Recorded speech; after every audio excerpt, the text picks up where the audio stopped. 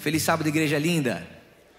Feliz sábado, como é bom encontrar você aqui nessa manhã para juntos adorarmos o nome do Senhor. E eu queria fazer uma breve reflexão junto com você de um livro que é muito especial. O nome do livro é Grande Conflito, O Grande Conflito. Ele é da escritora Ellen White e ele narra em sua trajetória a grande guerra cósmica entre o bem e o mal e como a gente se posiciona no meio de todo esse contexto. E o final do livro ele aponta para o grande prêmio, para a vitória, para a volta de Jesus. E o último texto é assim, ó: o grande conflito terminou, pecado e pecadores não mais existem, o universo inteiro está purificado. Daquele que tudo criou emana vida, luz e alegria. Desde o minúsculo átomo até o maior dos mundos, todas as coisas animadas e inanimadas declaram em sua serena beleza que Deus é amor. Amém? Estamos em 2024, ainda vivemos sobre as regras do pecado nesse mundo. Ainda temos uma separação entre Deus e o homem, mas hoje, aqui, a gente pode se posicionar em adoração a Ele, como uma igreja que aponta para o futuro, esperando e esperançosa no dia em que o pecado não vai mais nos separar dele. Peço que você se levante, que tudo hoje seja pelo Senhor, sua vida, sua família, seu louvor e sua adoração. Cante com tudo que você tem para esse Deus maravilhoso.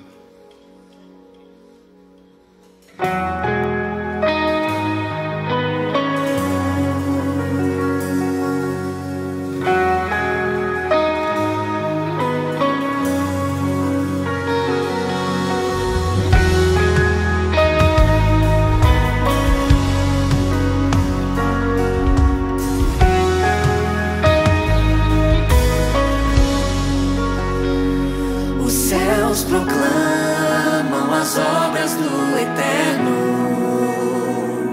galáxias cantam de sua imensidão, e uma voz com sons de glória ecoa em toda a criação, do grão que faz a vida irromper, o esplendor invisível faz nascer, e uma voz com sons de glória ecoa em nosso coração. Posso ouvir a igreja de Deus diante? Se entregue em adoração.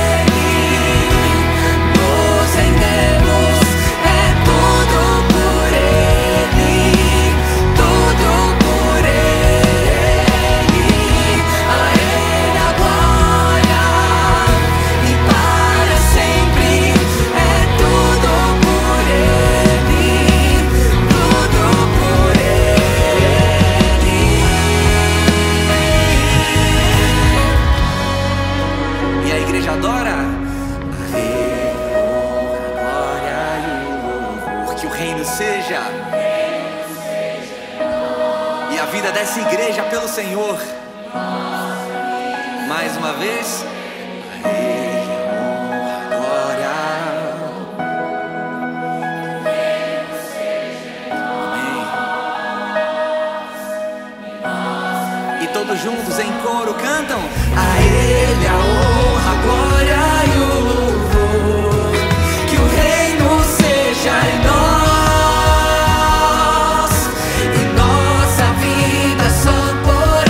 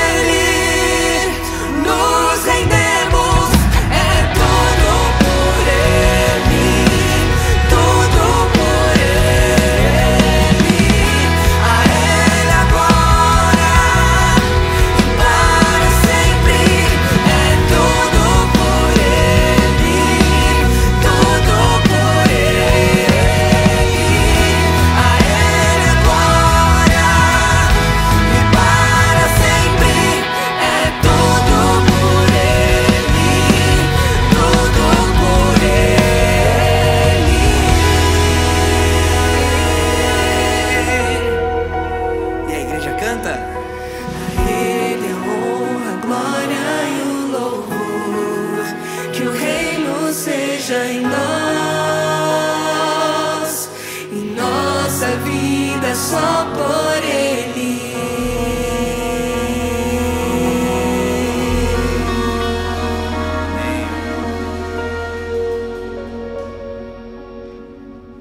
Se nós estamos aqui, isso é fruto da sua bondade, da sua misericórdia, da sua graça que nos alcançou, nos despertou nessa manhã e nos fez o convite para nos encontrarmos aqui.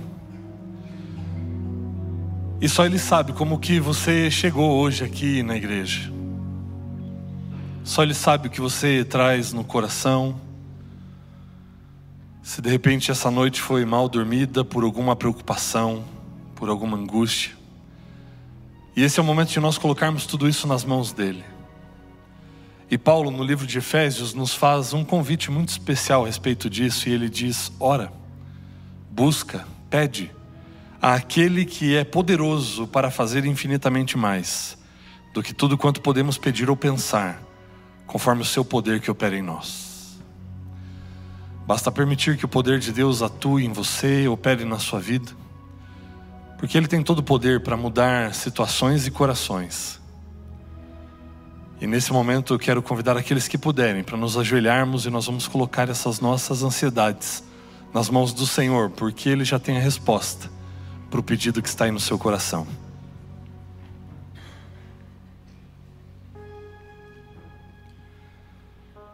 Querido Deus, muito obrigado, ó Pai, porque nessa manhã de sábado o Teu Santo Espírito se achegou até nós e nos fez o convite para nos reunirmos aqui. E aqui é manifestado o corpo de Cristo. É propósito do Senhor que estejamos juntos, porque assim podemos animar uns aos outros e encontrarmos alento também, e força, ânimo para continuarmos seguindo. Só o Senhor sabe como nós chegamos aqui. Só o Senhor sabe o que cada um traz no coração, como foram vividas as últimas horas. Mas mais do que saber como nós chegamos aqui, o Senhor já sabe como nós poderemos sair, e queremos sair em paz, certos de que a nossa vida está em Tuas mãos e de que estamos debaixo dos Teus cuidados. Por isso, Pai, toma a nossa vida em Tuas mãos, para nos abençoar, para cuidar de cada um de nós e para atender o clamor do nosso coração, Pai. Que nós possamos ver o Teu poder se manifestar, que nós possamos ver o Teu Espírito agindo através de nós e no meio de nós, e que possamos reconhecer que tudo é pelo Senhor e para o Senhor. Que o Senhor abençoe tudo que vai continuar acontecendo hoje aqui, e que de fato possamos ter um encontro real e transformador com Cristo Jesus. Fala ao nosso coração, abençoa desde já, ó Deus, o pastor Cândido, que vai nos trazer a mensagem. Que ele seja um instrumento poderoso em Tuas mãos para falar ao nosso coração. Fica conosco, estende sobre nós a Tua poderosa mão, em nome de Cristo Jesus. Amém. Diante dele nos rendemos, é tudo por Ele, tudo por Ele, a Ele a glória e para sempre, é tudo por Ele, tudo por Ele.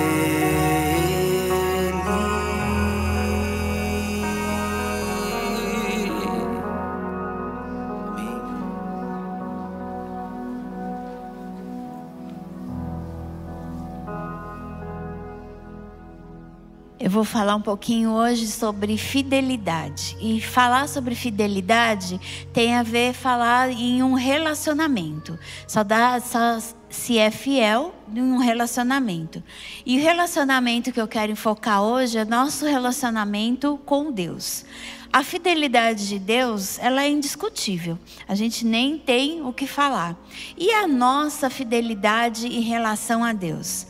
A nossa fidelidade, ela passa por três bases, três pilares, que são a fé inabalável, a obediência incondicional e o amor e a devoção constante. Todos esses pilares, eles fazem a junção da nossa fidelidade. E aonde que a gente está falhando ou aonde a gente é firme?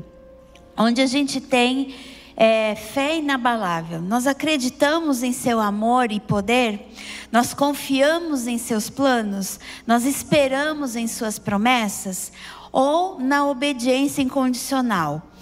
Nós seguimos os seus ensinamentos, mantemos os seus mandamentos, ou nos submetemos à sua vontade, e no amor e a devoção constante. Essa jornada é uma jornada constante. Cada dia nós temos que nos autoanalisar para saber se a nossa fidelidade condiz com a fidelidade que nós recebemos de Deus. E nesse momento, pode acontecer na nossa vida momentos difíceis, momentos tortuosos, mas se a gente se apegar à nossa fé, à nossa obediência, Deus sempre vai ser fiel. Não esqueça disso. Ele sempre vai ser fiel a nós. E nesse momento, os diáconos vão nos dar a oportunidade de exercer essa fidelidade através dos nossos dízimos e das nossas ofertas. Você que está aqui presencialmente vai ter oportunidade de depositar os seus bens, os diáconos vão dar essa oportunidade. Você que está nos assistindo online, vai aparecer um QR Code e você pode fazer um Pix, ou os dados da conta também vão aparecer aí na sua tela. Nós só pedimos que, se você for fazer um Pix, a chave Pix está sendo mostrada aqui e aí na sua tela também, que você mande um e-mail para a mesma chave, discriminando se a sua doação é dízimo ou oferta. E nós lembramos também do nosso projeto 48. Se vocês virem aqui na nossa rua, não existe mais o 48 aqui na rua. E logo, logo vai existir a nossa nova igreja. Então, se você se dispor a nos ajudar, a você mesmo a construir a sua nova casa, qualquer doação, coloque os centavos, 48 centavos. Que Deus nos abençoe.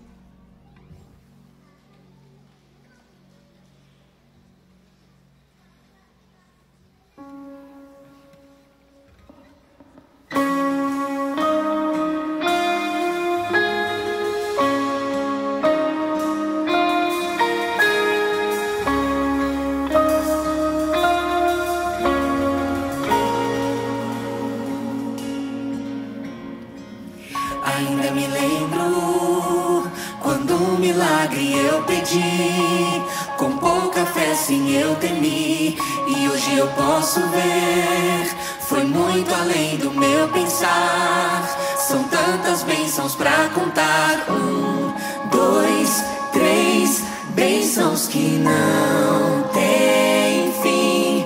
Perco as contas e agradeço o que fez por mim. Deus, eu tenho tantas bênçãos, posso em minha vida enxergar. Quanto mais vejo os detalhes, só bondade posso encontrar. Pai, enquanto eu viver, sempre irei me lembrar, ainda que sejam infinitas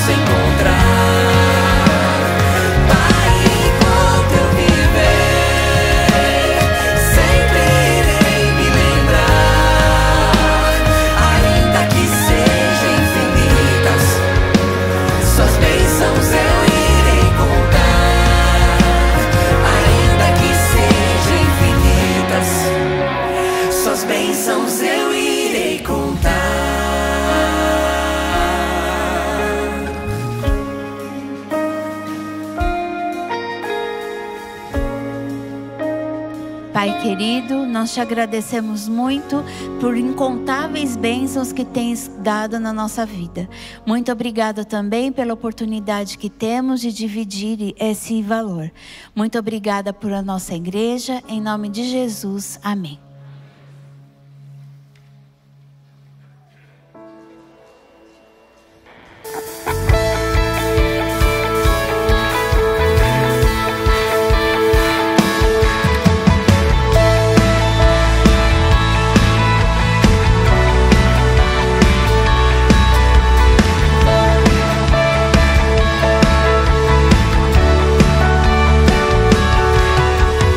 Tão grande é seu amor.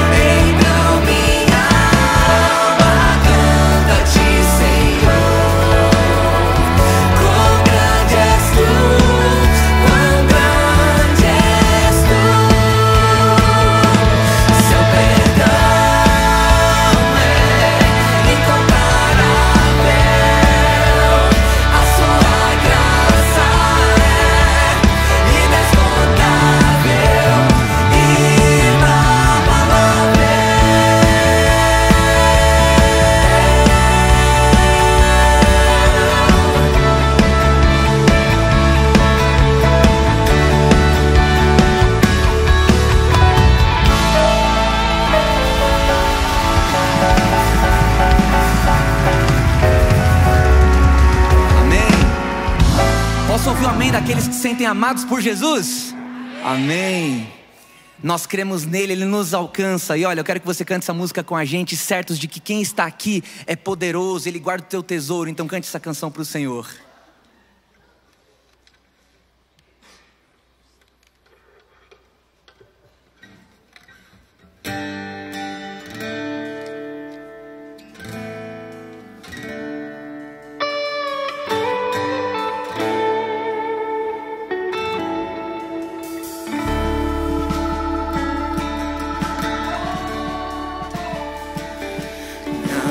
Sei porque de Deus o amor a mim se revelou. Por qual razão o Salvador pra si me resgatou.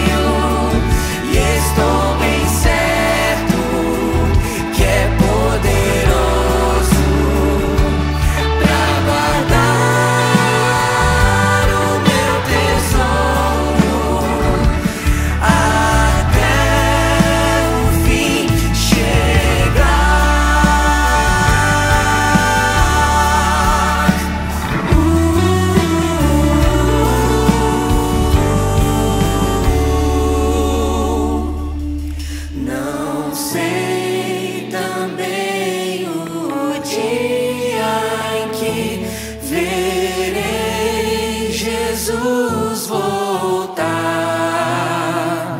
se de manhã, se à tarde vem pra me levar ao lar, meu lar, mas eu sei em quem eu creio e estou bem certo que é poderoso pra guardar o meu tesouro até o fim chegar. Mas eu sei em quem eu creio e estou bem certo que é poderoso pra guardar o meu tesouro até o fim chegar.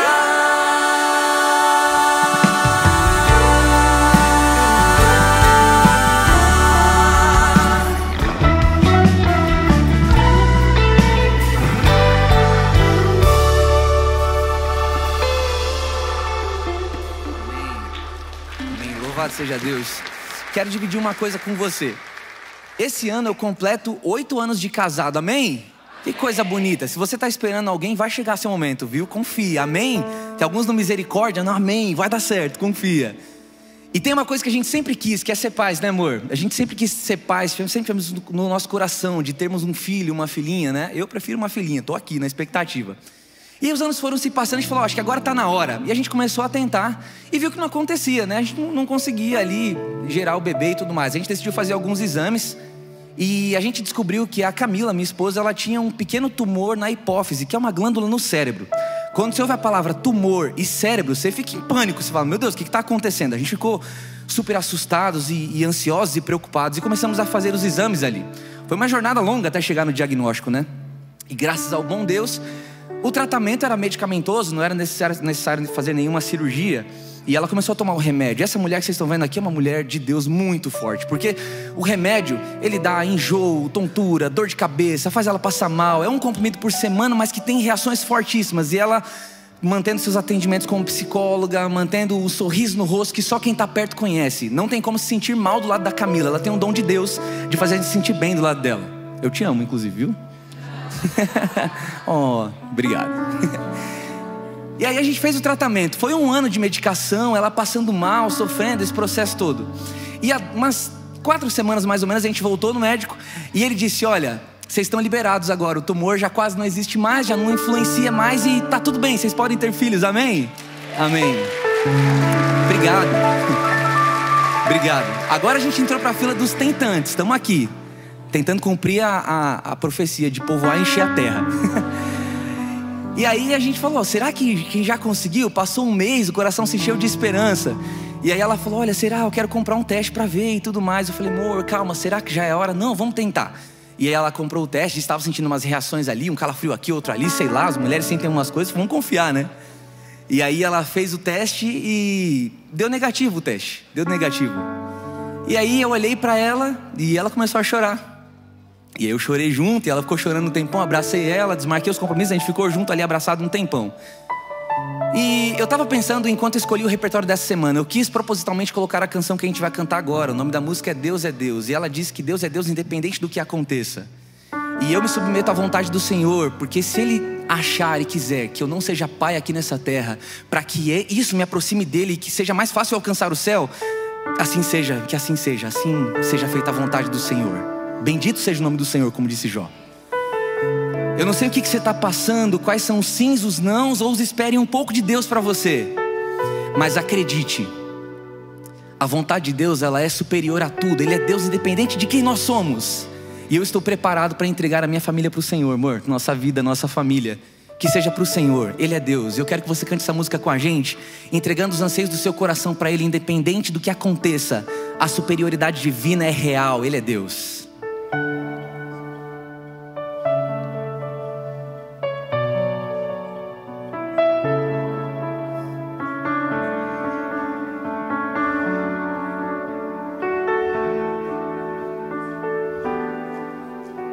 A canção diz assim: minha fé não está firmada nas coisas que podes fazer. Eu aprendi a te adorar pelo que és. Dele veio sim, amém.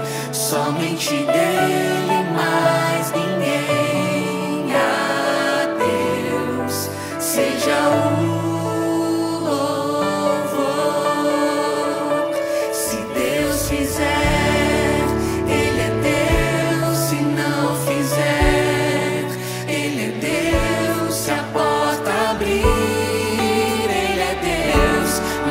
fechar, continua sendo Deus. Se a doença vier, Ele é Deus. Se curado for, Ele é Deus. Se tudo der certo, Ele é Deus.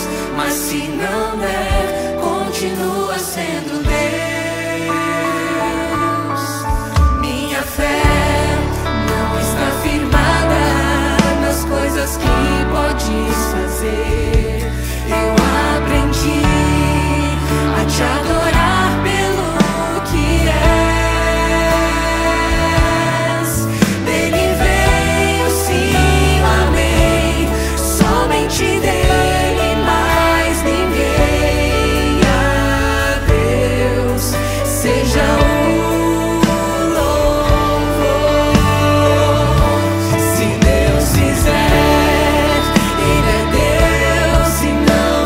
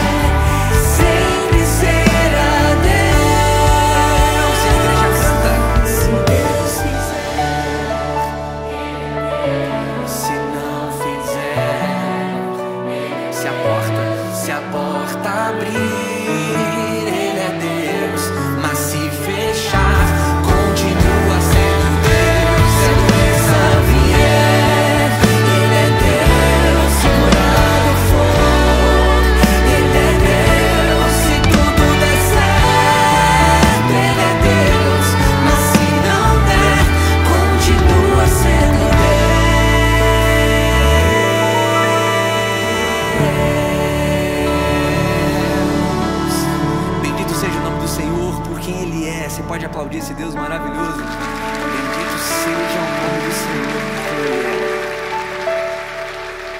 Você me acompanha em mais um refrão assim? Se Deus fizer, Ele é Deus. Se não fizer, Ele é Deus. Se a porta abrir, Ele é Deus. Mas se fechar, se a doença vier, Ele é Deus. Se curado for, se tudo der certo, Ele é Deus. Mas se não der, continua assim.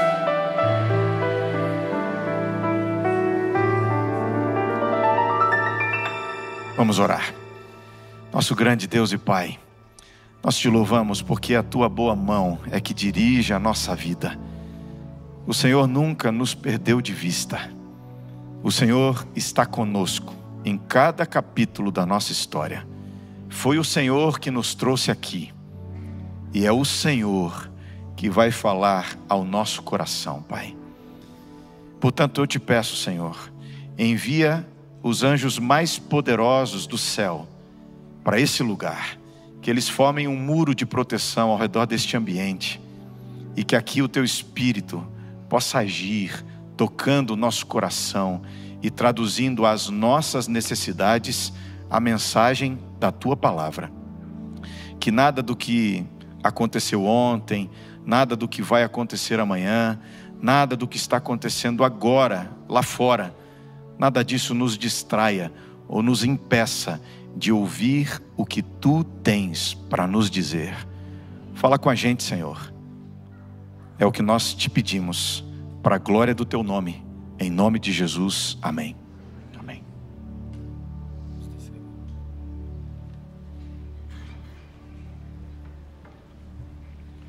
Um bom dia, um feliz sábado para todos. Sejam bem-vindos à Nova Semente. Essa que é uma comunidade da Igreja Adventista do Sétimo Dia que existe com um propósito, de que a cada sábado nós tenhamos um encontro real e transformador com Deus. Seja muito bem-vindo. E hoje eu estou aqui só para apresentar um grande amigo, desde os tempos do seminário de teologia, pastor Cândido Gomes. Ele veio acompanhado aqui da sua esposa, Melina. Seja muito bem-vindo, muito bom tê-la aqui conosco também. E pastor Cândido, ele já atuou em algumas regiões diferentes do Brasil, começou o ministério lá por Brasília, e mais recentemente atuou aqui no ABC Paulista, Litoral Sul, e desde 2022 ele lidera as ações e os projetos para toda a juventude no estado de São Paulo, nas áreas de música também e dos universitários. Deus deu vários dons para esse meu amigo aqui, e até a gente estava conversando um pouco, porque a minha admiração por ele, pelo ministério dele, começa desde o seminário, quando nós nos encontramos, porque Deus deu para ele o dom da palavra, e para além disso, deu o dom também da música, da composição, e nós temos aqui um grande compositor, um grande músico, e algumas composições que você já deve ter ouvido, com a música Janeiro, interpretada pela Laura Moreno, e Alguém também, cantado por ela, né? Só que o Arauto gravou agora a Janeiro, lançou agora recentemente música do pastor Cândido, a Riane também com a música Olhar e Confiar, enfim. Deus o tem usado de maneira grandiosa, extraordinária, e Ele tem abençoado muito toda a nossa juventude, e aqui nós temos uma juventude pulsante também, uma escola sabatina que também fica apertadinha, porque não cabe todo mundo ali, de tantos jovens que nós temos. E amigo, muito obrigado por aceitar prontamente o nosso convite. É um prazer, uma honra tê-lo aqui conosco. Que Deus use mais uma vez, a casa é sua. Fica à vontade. Amém. Muito obrigado, pastor Igor. Bom dia, pessoal. Que legal estar aqui com vocês. Eu já havia vindo aqui à Nova Semente alguns anos atrás, mas nunca tinha tido a oportunidade de estar aqui num sábado pela manhã e compartilhar a palavra com vocês. Eu já pelos corredores aí, passeando os meus olhos aqui pelos bancos, já encontrei alguns rostos conhecidos, já me sinto em casa, especialmente porque o pastor Igor é um amigo especial do meu coração, viu?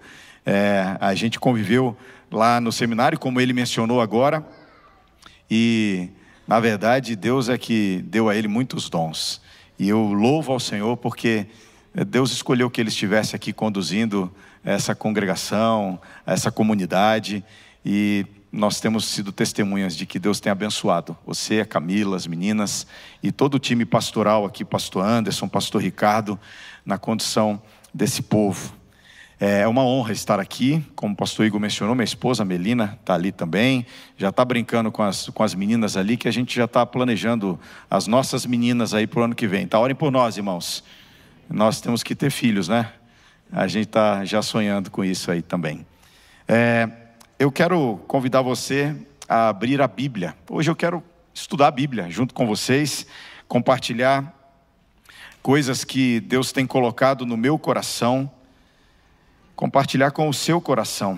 A gente tem vivido dias confusos, difíceis no planeta, dias de tantas dores, e o texto que eu escolhi compartilhar como ponto de partida está na correspondência de Paulo, a carta que ele escreveu aos Romanos, capítulo 8, verso 28. Se você tem a Bíblia, eu convido você a abrir a Bíblia ou acessar a Bíblia junto comigo, para nós lermos juntos esse texto.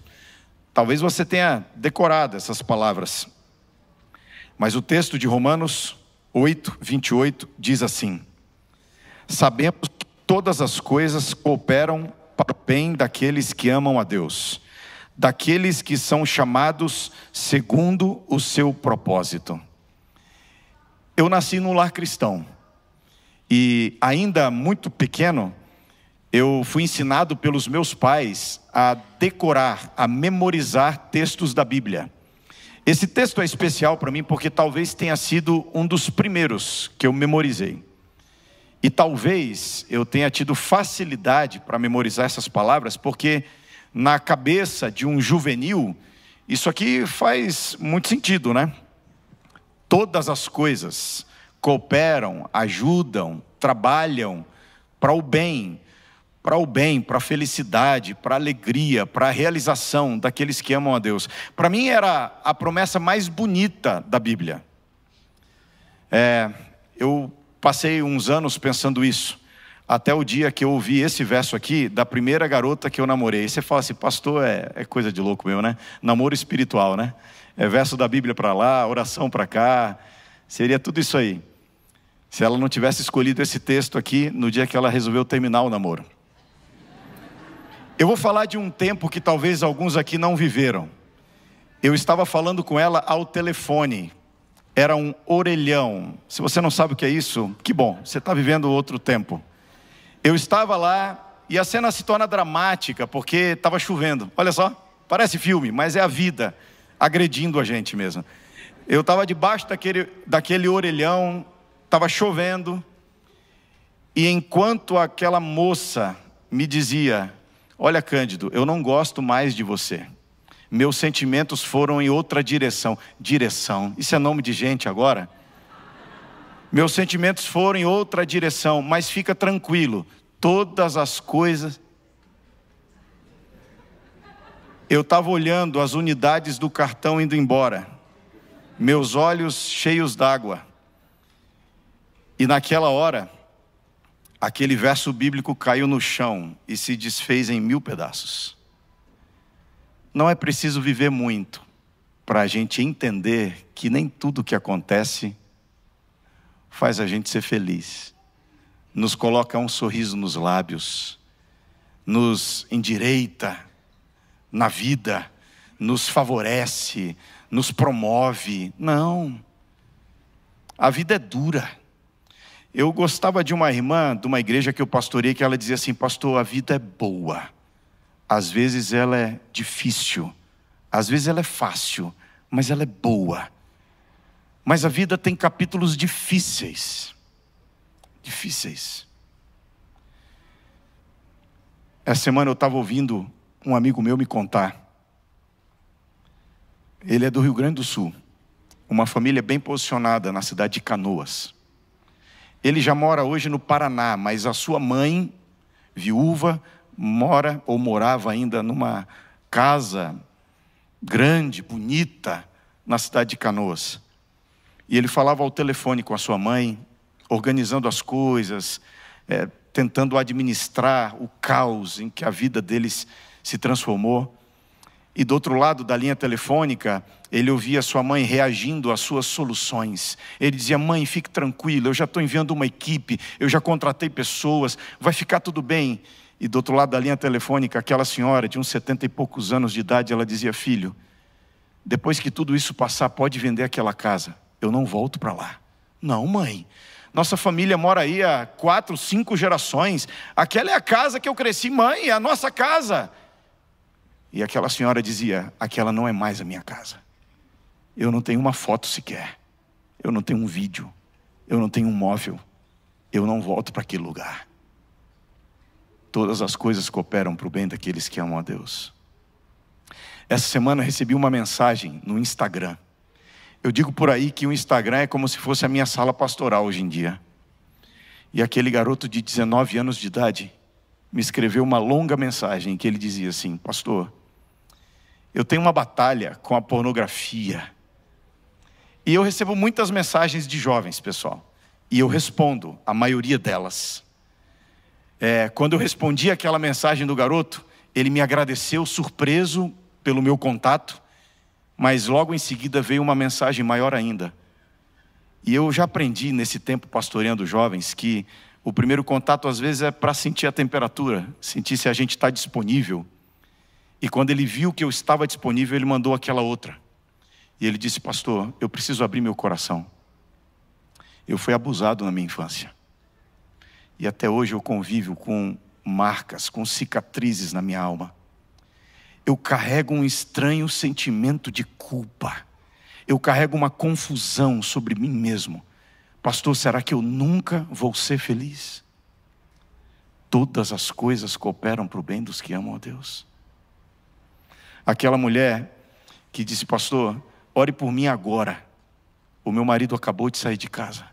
Eu descobri que há 3 anos ele tem uma família que não é a nossa. Ore por mim. Eu não sei como contar isso para os meus filhos. Eu estou devastado, o meu chão desabou. Todas as coisas cooperam para o bem daqueles que amam a Deus. Enquanto eu conto essas histórias que poderiam se multiplicar, talvez você vá lembrando das suas histórias, dos capítulos nada agradáveis que você já atravessou na vida. Como é que a gente entende essas palavras aqui? Como é que a gente consegue entender esta promessa bíblica? Todas as coisas cooperam para o bem dos que amam a Deus.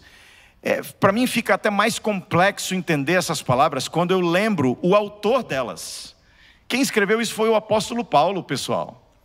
Paulo, depois de olhar para a sua biografia, depois de lembrar as cenas em que ele foi açoitado, aprisionado injustamente, onde ele esteve em naufrágio, onde foi dado como morto, depois de lembrar das perseguições sofridas, depois de lembrar que não era bem quisto nem na sua pátria, nem em outras nações, depois de contabilizar suas perdas, depois de verificar as cicatrizes no corpo e na alma, ele olha para o resumo da vida e diz: tudo coopera para o bem dos que amam a Deus. Como? Como entender isso? Eu gostaria de construir com vocês uma resposta para essa pergunta, baseada na história do meu segundo personagem predileto da Bíblia. O meu personagem predileto é o Davi. Depois eu falo sobre ele, mas hoje eu queria falar sobre o José, aquele lá do Egito. E eu quero convidar você para olhar algumas coisas da história deste garoto, a partir do registro bíblico em Gênesis capítulo 37. Me acompanhe por gentileza. Em Gênesis capítulo 37 nós encontramos o relato, a vida do José. E Gênesis capítulo 37 diz assim: habitou Jacó na terra das peregrinações de seu pai, na terra de Canaã. Verso 2: esta é a história de Jacó. Tendo José 17 anos, apacentava os rebanhos com seus irmãos. Até aqui. Pessoal, a Bíblia é um livro para a gente ler prestando atenção nas coisas. Tem tanta coisa aqui nesse verso. Essa é a introdução da história de José. Mas o que a Bíblia traz aqui esta é a história de Jacó. José tinha 17 anos. Deixa eu ver o que eu conto para vocês desse verso aqui. Eu trabalho com jovens, como o pastor Igor falou. Às vezes, em algumas comunidades de fé, os jovens não têm tanto espaço, tanta abertura, um olhar tão direcionado. E eu gosto de conversar com os pais e com os líderes da igreja sobre como Deus valoriza, aprecia e tem em grande importância os jovens. É só você ler a Bíblia. O primeiro livro da Bíblia, o Gênesis, tem 50 capítulos. Os 2 primeiros capítulos falam sobre a história da criação. E essa é uma história importante, sim ou não?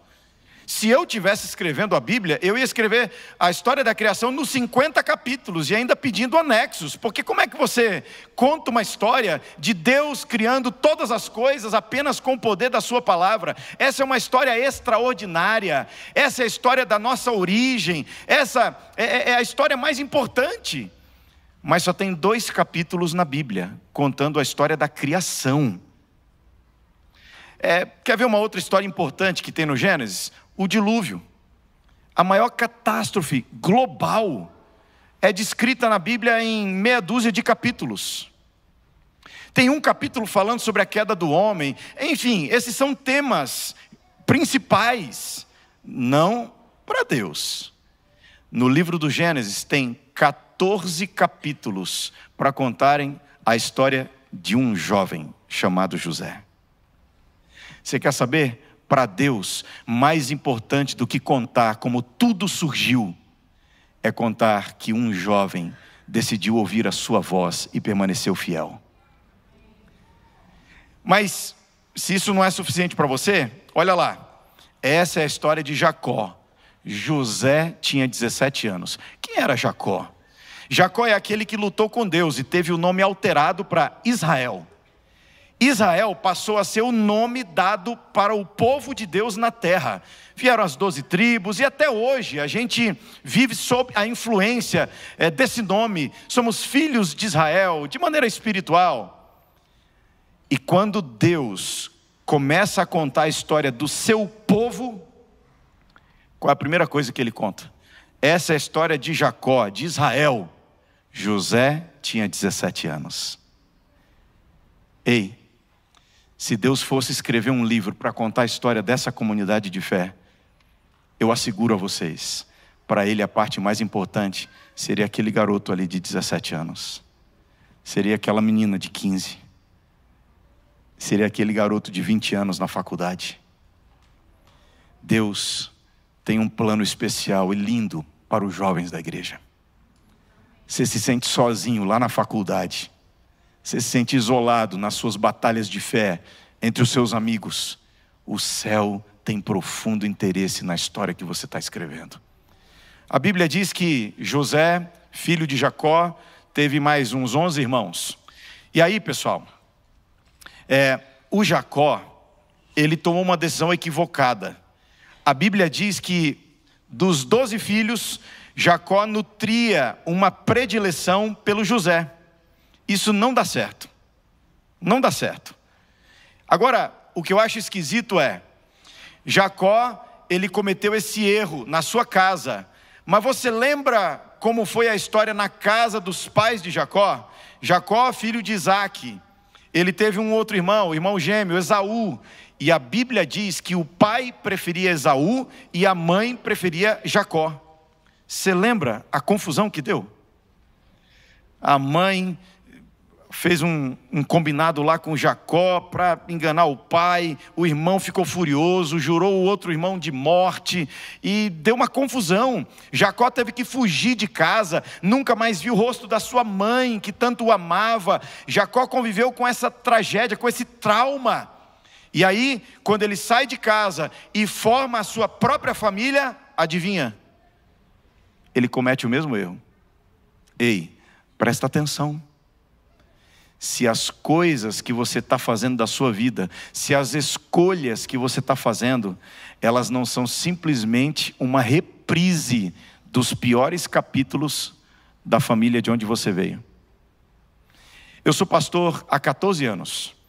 E eu já ouvi gente dizendo coisas mais ou menos assim, ó: pastor, eu sou meio desorganizado financeiramente, mas o meu pai era assim também, passou a vida toda devendo, mas está vivo até hoje e está tudo certo. Eu não tenho dívidas, eu tenho compromissos.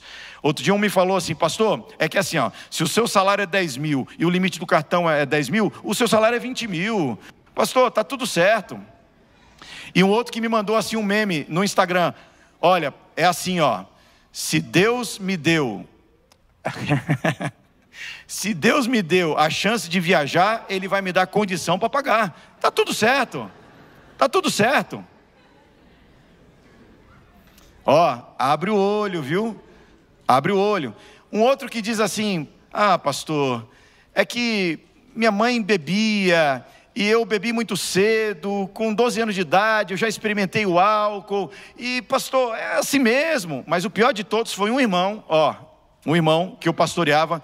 Um dia ele pegou meu braço assim, me puxou para um canto da igreja e falou: pastor, ora por mim aí, porque eu estou com um problema. Falei: qual é o problema?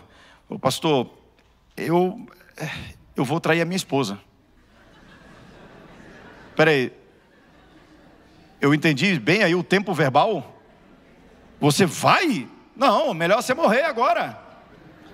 Ele falou: não, pastor, eu estou falando sério, aqui na sala pastoral, fundo do coração, é assim, pastor, eu estava essa semana pensando na minha vida, meu avô traiu minha avó, meu pai traiu minha mãe, e eu, o quê? Ele falou: pastor, minha família é assim. Eu vim aqui em nome de Deus dar um recado para você. Deus pode lhe conceder poder para romper com qualquer tendência herdada ou adquirida. Deus pode agir na sua vida.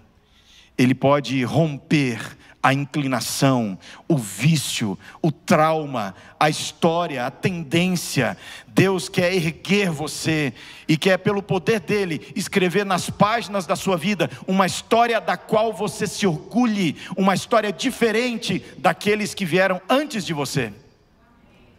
Deus pode e Ele quer fazer isso. Mas o Jacó, ele cometeu o mesmo erro do seu pai e do seu avô. Ele não apenas dizia que preferia José, ou demonstrava que preferia José, ele materializou isso, né? A Bíblia, aqui no Gênesis, conta que um dia o Jacó deu uma roupa especial para o José. E tem duas características dessa roupa que a Bíblia descreve. Primeiro, a Bíblia diz que era uma roupa colorida. Isso para você pode não significar nada, mas na época do Jacó, ter roupas com uma cor diferente era algo muito difícil. Os processos para dar uma cor a uma roupa eram muito complexos. Dar várias cores para uma roupa era dificílimo. Roupas coloridas na época do Jacó só eram usadas por sacerdotes, por reis, por príncipes, por gente importante. E o texto bíblico também diz que aquela roupa tinha mangas compridas. Para você isso também pode não dizer muita coisa, mas naquela época as pessoas usavam roupas de mangas curtas. Os irmãos de José usavam roupas de mangas curtas, porque essa é a roupa adequada para pessoas que se abaixam e levantam, que carregam peso, que trabalham com as coisas do campo, da criação de animais. Quando Jacó deu aquela roupa colorida, de mangas compridas para o José, o que ele estava dizendo é assim: ô rapaziada, todos ao trabalho. Mas e José? José não. José vai ficar de home office. Ele vai fazer um trabalho mais conceitual. José está aqui comigo, aqui no QG, está tudo certo. Olha, a Bíblia diz que os irmãos de José passaram a odiá-lo. Eles não conseguiam conversar com José. Eles planejaram matar José. Mas a decisão final foi vendê-lo. Eu sinceramente não sei o que teria sido pior. Se os irmãos de José tivessem tirado a sua vida, talvez o golpe e a dor seriam uma só. Mas por terem vendido o irmão, José teve que conviver com um golpe novo todos os dias naquela ferida velha, do abandono, da rejeição, do desamor. E eu fico pensando naquele dia que o José foi colocado no lombo daquele animal, com aquela caravana de estrangeiros. Pense um pouquinho, imagine a cena. José estava nu, a sua roupa tinha sido arrancada, rasgada, como uma prova falsa da sua morte. José estava cercado de pessoas estranhas. José estava cercado de pessoas que falavam um idioma estranho, indo na direção de uma terra estranha, mas pior do que isso, indo na direção de um futuro estranho. Mas é nesse momento que José toma a mais importante decisão da sua vida. José decidiu permanecer fiel ao Deus dos seus pais, custe o que custasse. A história do José está na Bíblia, queridos amigos, para nos mostrar que é possível ser fiel a Deus, mesmo quando tudo dá errado. É possível ser fiel a Deus. A Bíblia descreve essa chegada de José ao Egito. Se você está com a Bíblia aberta ainda no Gênesis, observe comigo o capítulo 39. Eu quero te mostrar uma outra curiosidade aqui, uma curiosidade bíblica no capítulo 39. O autor da Bíblia, ele está descrevendo a história do José a partir desse ponto dramático aqui. E o texto diz assim, José foi levado ao Egito, Gênesis 39, e Potifar, oficial de Faraó, comandante da guarda, egípcio, comprou-o dos ismaelitas que o tinham levado para lá. Verso 2, o Senhor era com José, que veio a ser homem próspero e estava na casa do seu senhor egípcio. Verso 3, vendo Potifar que o Senhor era com ele e que tudo o que ele fazia, o Senhor prosperava em suas mãos, logrou José mercê perante ele, a quem servia, e ele o pôs por mordomo de sua casa e lhe passou às mãos tudo o que tinha. E desde que o fizera mordomo de sua casa e sobre tudo o que tinha, o Senhor abençoou a casa do egípcio por amor a José. A bênção do Senhor estava sobre tudo o que tinha, tanto na casa como no campo.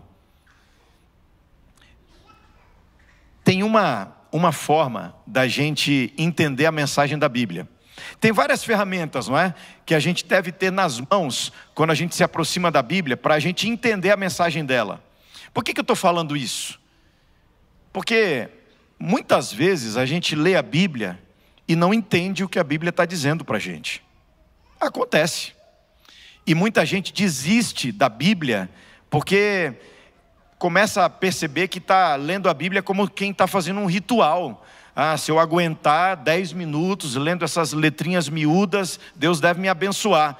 Não é isso não.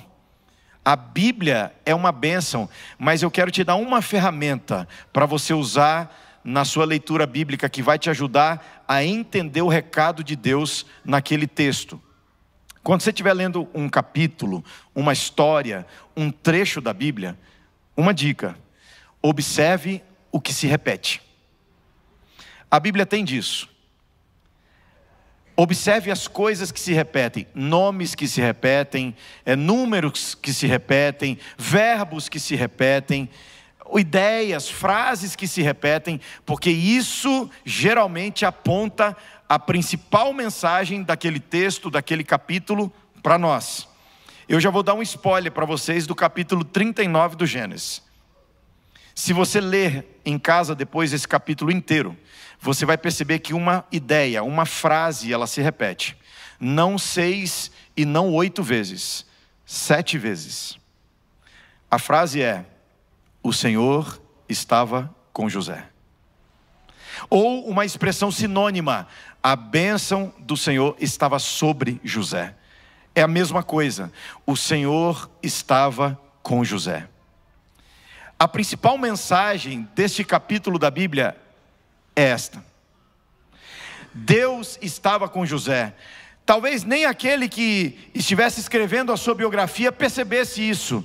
Certamente os que estavam ao seu redor não conseguiam traduzir dessa forma. Talvez nem José entendesse assim.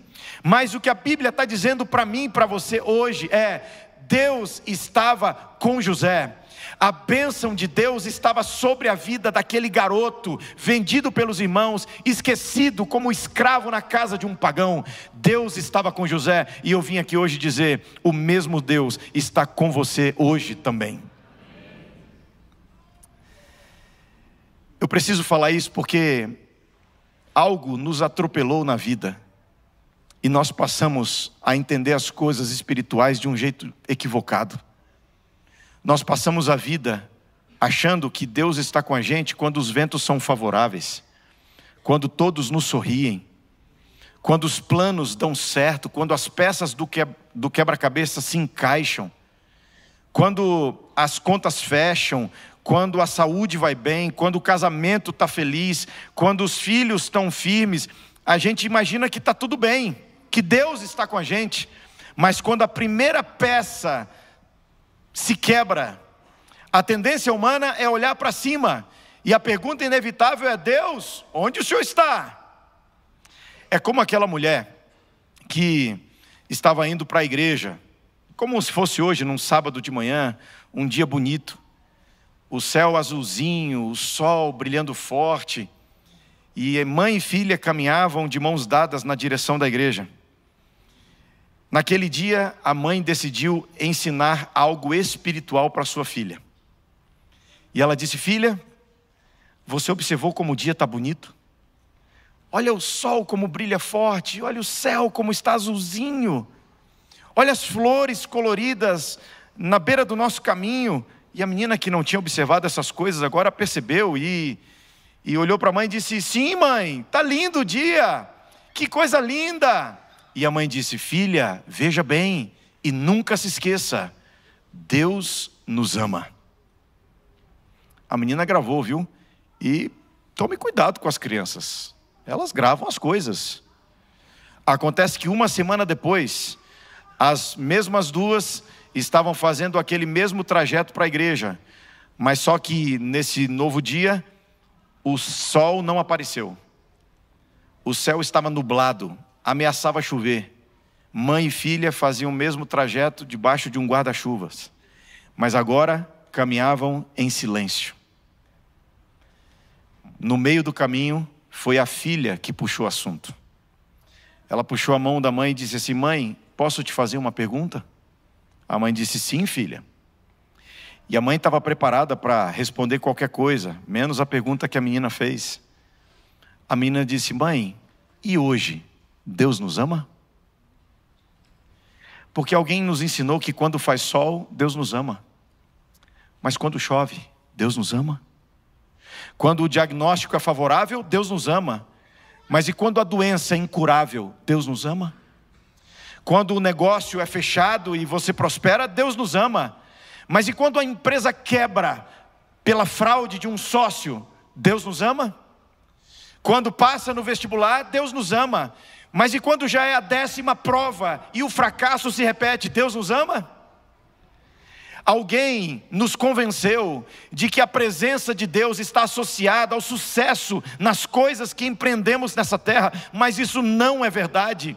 Olha para a história do José. Deus o acompanhava em cada cena da sua vida, mas a vida nos ensina que não tem história ruim que não possa piorar. Você sabe a história do José, não é? O garoto que era um menino mimado na casa do pai, que não lavava um prato na cozinha de casa, passou a limpar o chão da casa de um pagão.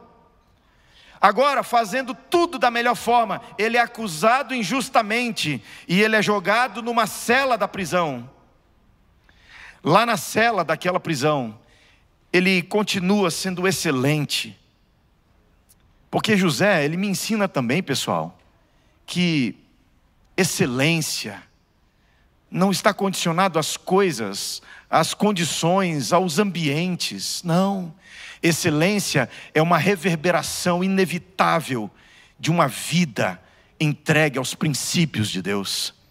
quando a gente ama Deus, quando a gente entende o nosso propósito, quando a gente conhece nossa origem e para onde a gente está indo, a gente vive com excelência, faz o melhor onde a gente está, com o que a gente tem nas mãos, porque excelência honra a Deus e inspira as pessoas que estão à nossa volta. Lá na prisão, José é excelente, mas mesmo fazendo tudo da melhor forma possível, José é esquecido na prisão.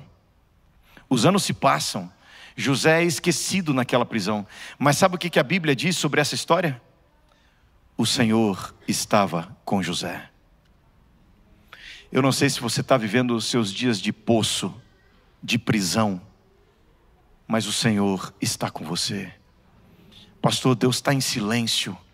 Deus está em silêncio ao seu lado. Pastor, mas eu não sinto. Deus está do seu lado. Mas pastor, eu não vejo. Deus está do seu lado. Muitas vezes nós não conseguimos ver Deus porque as lágrimas nos impedem de enxergar o seu rosto. Mas não há um capítulo na nossa história que não seja acompanhado pelo nosso Senhor Jesus Cristo. Deus está com você, o mesmo Deus que acompanhou a vida de José, todos os capítulos da sua vida, esse Deus está com você. Mas eu tenho que pular para a parte final da história de José, que assim, se a história de José fosse um filme, seria a nossa parte predileta, mas também é uma das partes que a gente menos entende. Quer ver? Dá um pulo para o capítulo 45. Nós vamos ler a partir do verso 4. Este aqui poderia ser entendido como o ápice, o clímax da história de José. É quando tudo se resolve na história. Você talvez não conheça a história, mas depois de ser levado à presença de Faraó e interpretar os sonhos do rei por inspiração divina, José, ele é alçado à posição de governador do Egito. Ele é o segundo em autoridade depois de Faraó.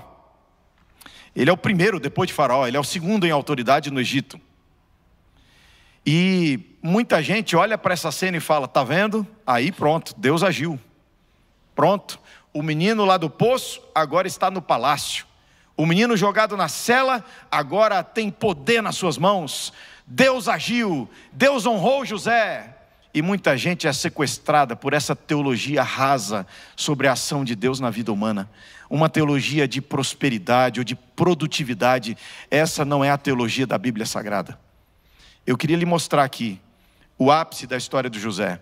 Depois de subir ao trono, depois de alimentar aquela nação que padecia fome, depois de receber seus irmãos na sua sala, depois de submetê-los a alguns testes, José se revela. Olha o que está escrito na Bíblia. Gênesis 45, a partir do verso 4, diz assim: disse José a seus irmãos: agora chegai-vos a mim. E eles chegaram-se. Então disse: eu sou José, vosso irmão, a quem vendestes para o Egito. Agora, pois, não vos entristeçais, nem vos irriteis contra vós mesmos, por me haverdes vendido para aqui. Observe essas palavras. Porque para a conservação da vida, Deus me enviou adiante de vós. Verso 7.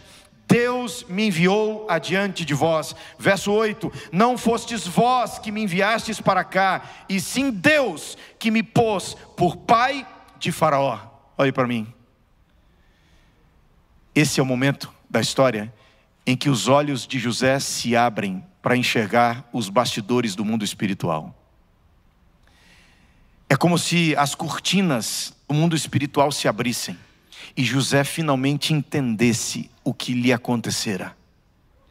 José tem poder nas mãos, mas ele não usa o seu poder para se vingar. Você não encontra José se vingando dos irmãos. Você não encontra José se vingando da esposa de Potifar. Você não encontra José no espírito de revanche, no espírito vingativo. Você encontra um José sóbrio, lúcido e consciente do que se passa no mundo espiritual. José se levanta e diz: agora eu sei o que aconteceu. Vocês que achavam que tinham minha vida nas mãos de vocês, Deus sempre esteve no controle. Foi Deus que me enviou para cá. Deus me enviou para cá, mas Ele tinha um propósito claro. Sabe qual? O propósito era salvar uma nação. Queridos irmãos, José não foi enviado por Deus para o Egito. Deus não enviou José para o Egito para ele se tornar um homem famoso. Deus não enviou José para o Egito para ele ter uma rua no Egito com o seu nome. Deus não enviou José para o Egito para ele se tornar um homem rico, próspero. Deus não enviou José para o Egito para ele ter uma carruagem de última geração, para se casar com a mulher mais linda. Deus enviou José para o Egito para salvar uma nação. O plano de Deus sempre foi este, não apenas para a vida de José, mas para a minha vida também. Deus age na minha vida para cumprir o mesmo plano. O plano de Deus é salvar a minha vida e tornar a minha vida um instrumento de salvação para outras pessoas. Eu não sei em que capítulo da vida você está. Eu estou falando para pessoas que estão aqui vivendo dias de poço. Mas eu também estou falando para pessoas aqui que estão vivendo dias de palácio. Preste atenção. Deus tem um plano para a sua vida. Se Deus permitiu que você tenha coisas, o plano dele é salvar você. O plano dele é usar as coisas que ele colocou na sua mão para abençoar e salvar outras pessoas também. Se você está em posições de influência, Deus quer usar você para salvar. Se Deus lhe deu conhecimento, Deus quer usar isso também para salvar. Se Deus lhe deu a possibilidade de construir relacionamentos, Deus quer usar isso para salvar. Se por outro lado você vive dias de privação, de provação, de limitação, entenda, Deus também quer usar o seu testemunho para a salvação. O que muita gente considera provação hoje, para Deus pode ser considerado preparação. Deus raramente prepara alguém para o palácio, no palácio. Deus preparava José, enquanto José cumpria a sua pena naquela cela. Deus preparava José, enquanto cumpria as suas funções de servo na casa de Potifar. Deus está agindo na sua vida e Ele quer usar seu testemunho de fé, seu testemunho de integridade, seu testemunho de fidelidade, como um instrumento para tocar corações e para salvar pessoas. Deus tem um plano, e o plano dele é salvar. Tem duas lições que eu extraio sobre essa história aqui. A primeira delas é esta: Deus tem um plano, mas não confunda o plano de Deus com o seu plano. Tem gente que desiste das coisas de Deus porque vive uma batalha, uma disputa, uma queda de braço, porque impõe ao divino a sua agenda. Mas Deus também tem um plano. O plano dele é salvação. Essa é a primeira lição que eu aprendo na vida de José. Mas a segunda lição que eu aprendo nessa biografia: Deus é capaz de usar até mesmo os reveses da vida como uma bênção para nós. Isso é uma coisa fácil da gente falar. É uma frase bonita de a gente dizer. É difícil viver isso quando você está no olho do furacão. Quando é o seu sapato que aperta.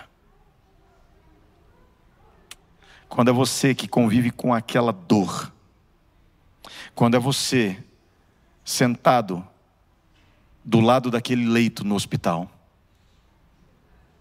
Quando é você fazendo as contas, sem saber como explicar para a sua família que as coisas não vão continuar como elas eram antes. Como é que Deus pode transformar um revés numa bênção? Eu não sei. Eu não tenho essa explicação. Eu não sei como. Eu não sei quando. Eu sei que Deus é especialista em transformar águas amargas em águas doces. Ele é especialista em transformar água em vinho. Ele é o especialista em transformar a cruz um instrumento de tortura e morte em um símbolo de vitória, graça, bênção e eternidade. Deus pode transformar os reveses da vida em bênçãos para nós. Mas, enquanto a gente pisa o chão da vida, eu tenho para mim que a gente sempre vai conviver com mais perguntas do que respostas. Algumas das nossas perguntas, queridos irmãos, elas não serão respondidas deste lado da eternidade. Mas eu tenho para mim que nós estamos mais perto de Deus quando temos dúvidas sinceras do que quando a gente coleciona respostas vazias. É como a história daquele garoto que jogava bola na beira da estrada. Morava numa vilazinha esquecida, num canto desse Brasilzão de Deus. A sua pequena vila era cortada em duas partes por uma estrada, uma pista que passava. Mas quase não passavam carros por ali. Mas um dia, diz a história, um carro passou. Todos olharam para o veículo e a atenção foi ainda maior porque o carro parou. O menino deixou a bola de lado, ficou olhando na direção do carro e os olhos arregalaram ainda mais quando do carro desceram dois homens arrumados, com uma expressão assim de susto, de angústia. Um dos homens tomou a dianteira e veio na direção do menino. Foi a primeira pessoa que eles encontraram. E antes mesmo de cumprimentar, o homem já foi disparando: "Ô filho,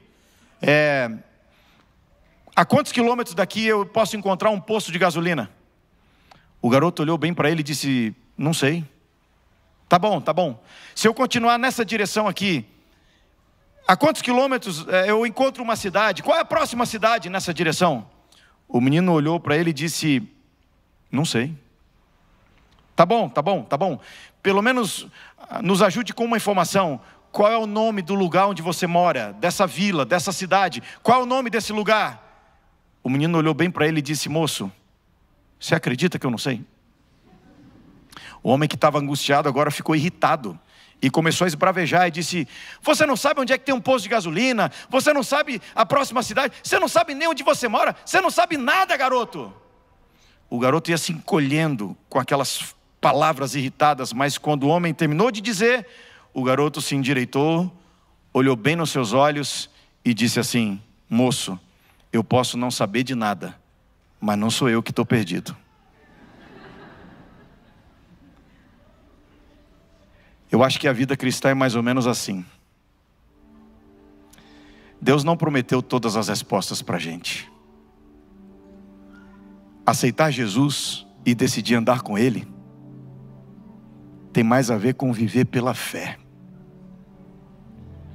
Ser cristão não é saber de tudo,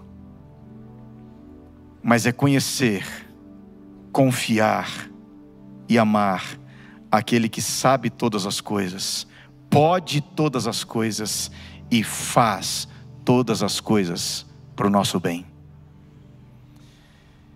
Eu não sei se você está nos dias de poço ou de palácio, mas eu tenho um convite para fazer a você. No final desta mensagem, eu quero convidar você a se posicionar no mundo espiritual. Se você vive dias de sol, se agora mesmo, pensando na sua família, pensando no seu trabalho, pensando na sua saúde, você tem a impressão de que tudo vai bem, eu quero dizer para você: louvado seja o nome do Senhor. Muita gente tem medo até de dizer que as coisas vão bem, mas não tem problema nenhum nisso. É a misericórdia de Deus, é a graça de Deus, é a bondade soberana de Deus sobre a sua vida. Deus lhe deu coisas, Deus lhe permitiu alcançar coisas. Não se esqueça, Ele deu essas coisas para você ser um instrumento de salvação. Não permita-se ser possuído pelas coisas que você deveria possuir. Não permita que as coisas que você tem o afastem do Deus que concede todas as coisas. Se levante diante de Deus e diga: Senhor, o Senhor colocou dons, recursos, influência nas minhas mãos. Eu quero ser um instrumento nas tuas mãos. Se o Senhor tem algo para realizar neste lugar, neste tempo, aqui está a minha vida, pode começar por ela. Eu quero fazer um desafio a você. Se você vive dias de sol, dias de palácio, eu quero fazer uma oração com você.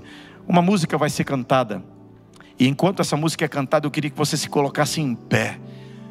E esse simples gesto de se colocar em pé vai ser como que dizer a Deus assim: aqui está a minha vida, Senhor, pode usá-la para os teus propósitos, para a tua glória e para a salvação de uma nação. Mas se você, por outro lado, vive dias difíceis, complicados, dolorosos, de lágrimas, ei, escuta o que Deus quer te dizer hoje.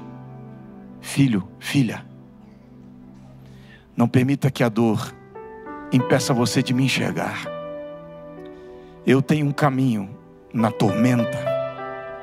Eu conheço as suas lágrimas. Não há nenhuma lágrima que você derrame que não salgue os meus lábios. Não há nenhuma dor que visite o seu coração que não toque o meu também. Eu conheço os detalhes da sua história e eu estou com você. Eu nunca lhe perdi de vista. Espere um pouco mais. No momento certo, eu vou agir. E vai ser mais extraordinário do que tudo que você possa imaginar. Se há alguém aqui vivendo dias nublados, dias difíceis, dias de poço, sem medir as consequências e confiando nesse Deus soberano, se coloque em pé também, para dizer: Senhor, mesmo que eu sofra todos os dias que forem me dados para viver nesta terra, eu vou permanecer ao teu lado. Nem que a minha vida sirva apenas para ser um testemunho de que o Senhor é real, de que o Senhor existe e que vale a pena ser fiel ao Senhor. Se for preciso um testemunho nessa cidade, nesse tempo, que seja a minha vida. Se você entende que quando Jesus voltar, nós vamos ter a eternidade livre de dores, de males, de morte, de separação, de miséria, de sofrimento, nós vamos adorar a Deus eternamente nesse lugar perfeito. Se você entende que o único tempo da eternidade e que você pode adorar a Deus no sofrimento é esta era, eu quero convidar você a se colocar em pé e dizer: Senhor, eu vou te louvar, mesmo com lágrimas, com dor, com peso, com tristeza. Eu vou te louvar, porque eu sei quem o Senhor é, e eu sei o que o Senhor é capaz de fazer. Vamos louvar, e no final eu quero orar com você.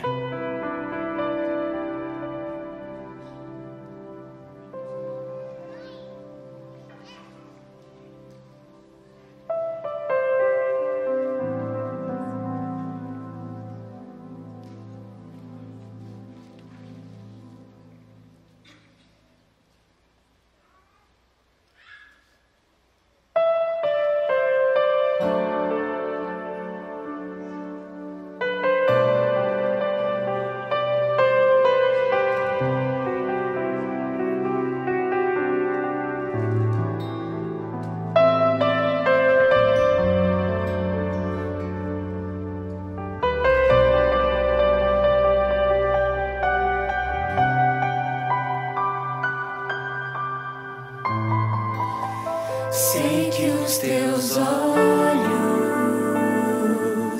sempre atentos, permanecem em mim,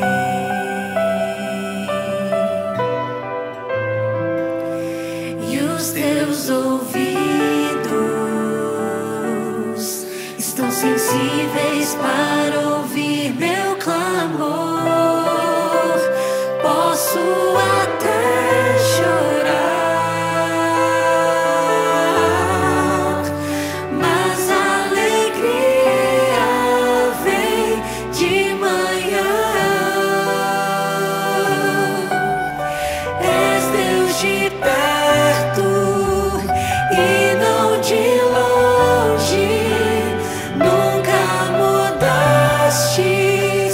tu és fiel.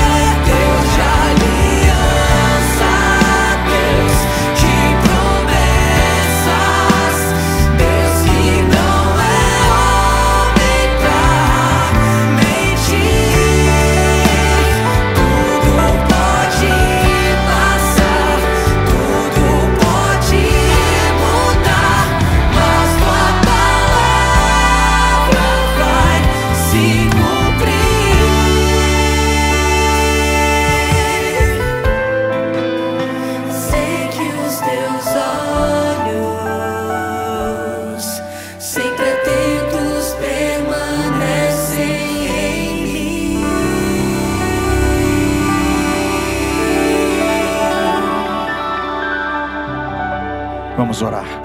Vamos orar. Nosso grande Deus e Pai, aí da varanda do céu, Senhor, olha para a gente aqui. O Senhor conhece o nosso coração. O Senhor nos conhece melhor do que ninguém, melhor do que nós mesmos. O Senhor sabe as feridas que nós trazemos na memória, no corpo. O Senhor conhece as batalhas que nós lutamos, que ninguém mais viu. O Senhor sabe as dificuldades que enfrentamos agora. Mas, Senhor, nesta hora, nós nos colocamos em pé na Tua presença, entendendo que esse gesto, como que abre uma porta na nossa vida para a Tua atuação. Então, Senhor, por favor, age em nossa história, através de nossa história, para cumprir o Teu plano perfeito de salvação. Que ao sairmos por essas portas afora, saiamos de mãos dadas com Jesus. Que Ele seja sempre o primeiro, o último e o melhor em tudo de nossa vida, pois é em nome dEle que oramos, em nome de Cristo Jesus. Amém. Amém.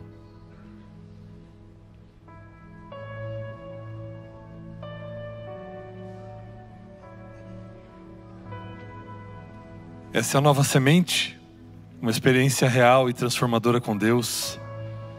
E depois desse banquete espiritual, que você possa ir em paz e dar cada um dos seus passos na presença de Jesus. E você fica agora com a banda da Nova Semente.